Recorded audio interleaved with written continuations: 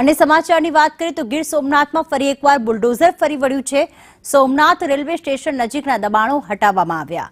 4000 ચોરસ મીટર જમીન ખુલ્લી કરવા માટે કાર્યવાહી। ચુસ્ત પોલીસ બંદોબસ્ત સાથે તંત્રએ કાર્યવાહી કરી। અંદાજે 22 વીઘા સરકારી જમીનમાં દબાણો હતા। ગીર સોમનાથ નજીક તંત્રે ડિમોલેશન કાર્યવાહી હાથ ધરી।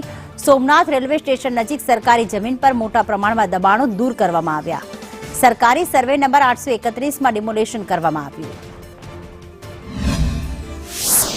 સોમનાથ મહાદેવ મંદિર નજીક પ્રભાસ પાટણના સર્વે નંબર 831 માં તંત્ર દ્વારા આજે ફરી ડિમોલેશનની કામગીરી હાથ ધરવામાં આવી છે। આપ જે દ્રશ્ય નિહાળી રહ્યા છો તે સોમનાથ રેલવે સ્ટેશન નજીક આવેલી સરકારી સર્વે નંબર 831 ની આ જગ્યા છે। અંદાજે 22 વીઘા જેવડી આ સરકારી સર્વે નંબરની આ જગ્યા છે, જેમાં મોટા પાયે દબાણો થયેલા હતા। હાલ જે સૂત્રોમાંથી માહિતી મળી રહી છે તે મુજબ આ રેલવે સ્ટેશનની બાજુમાં જ જે બસ સ્ટેશનના નિર્માણની કામગીરી થનાર હોય અને જેના લઈને તંત્ર દ્વારા ડિમોલેશન હાથ ધરવામાં આવ્યું છે।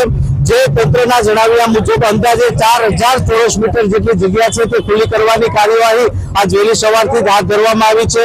અંદાજે 6 જેટલા જેસીબી મશીન અને 12 જેટલા ટ્રેક્ટરોની મશીનરી અને ચુસ્ત પોલીસ બંદોબસ્ત સાથે કાર્યવાહી હાથ ધરવામાં આવી છે। નોંધનીય છે કે ગઈકાલે રાજ્યના ગૃહમંત્રી અને વાહન વ્યવહાર મંત્રી હર્ષ સંઘવી આ વિસ્તારની મુલાકાતે આવ્યા હતા અને આ સ્થળની વિઝિટ પણ કરી હતી। અને આ વિસ્તારમાં નવું સોમનાથનું બસ સ્ટેન્ડ બનવા જઈ રહ્યું છે અને તેના માટે જ અંદાજે 4000 ચોરસ મીટર જેટલી જગ્યા છે તે ખુલ્લી કરવામાં આવી રહી છે। રાકેશ આહિર, સંદેશ ન્યૂઝ, ગીર સોમનાથ।